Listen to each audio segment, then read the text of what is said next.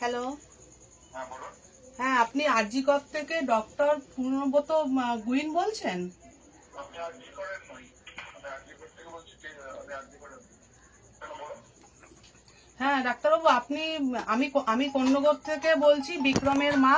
ঠিক আছে, আপনি আপনি দাবি করেছেন যে আমার ছেলে নাকি ট্রিটমেন্ট পেয়েছে, কিন্তু আমার ছেলে তো কোনো ট্রিটমেন্ট পায়নি, কোনো চিকিৎসা পায়নি।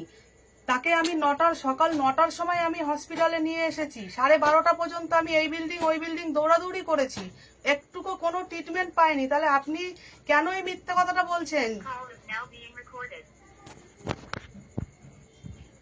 আপনি কেন বলছেন মিথ্যা কথাটা, কেন বলছেন? আমি আমি পেশেন্টকে কি বললেন আরেকবার বলুন, কি সমস্যা আরেকবার বলুন। আমি যেটা বললাম আপনাকে, যে আপনি দাবি করেছেন আপনি পেশেন্টকে ট্রিটমেন্ট করেছেন, কিন্তু আমার পেশেন্ট তো কোনো ট্রিটমেন্ট পায়নি। আমি সকাল 9টায় এসেছি, সকাল 9টা থেকে 12:30 পর্যন্ত এই বিল্ডিং ওই বিল্ডিং দৌড়াদৌড়ি করেছি, এবং কি ছেলেটাকে যে আমি ট্রলি করে নিয়ে যাচ্ছি সেটাও হেল্প করার মতন কেউ আসেনি। ঠিক আছে, তাহলে আপনি বলছেন যে পেশেন্টকে ট্রিটমেন্ট করেছেন, কিন্তু আমার সামনে আমি সারাক্ষণ ছিলাম, আমার ছেলের তো কোনো ট্রিটমেন্ট হয়নি, আমার ছেলে তো লাস্ট পর্যন্ত ট্রিটমেন্ট না পেয়ে মারা গেল। তাহলে আপনি এই দাবিটা কেন করছেন, আর আপনি এই মিথ্যে কথাটা কেন বলছেন?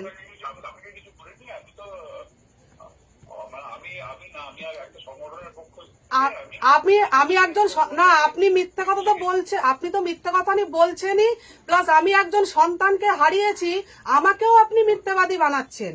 ঠিক আছে, আরেকটা কথা কি জানেন স্যার, তিলোত্তমার মা যেমন একজন সন্তানকে হারিয়েছে না, আমিও একটা সন্তানকে হারিয়েছি। হ্যাঁ, তিলোত্তমার যেমন একটা আপনার বিচার প্রয়োজন, বিচার চাই আমরা, আমার সন্তানটারও একটা বিচার চাই। ঠিক আছে স্যার? সুপার স্পেশালিটি হাসপাতাল আছে, সেখানে আপনার কোনো চিকিৎসা হয় না স্যার, ওখানে কোনো চিকিৎসা, না কোনো চিকিৎসা হয়নি। আমাদের কন্যগরে সেরকম কোনো হসপিটাল নেই, কোনো হসপিটাল নেই। আপনি আমার কথা শুনুন।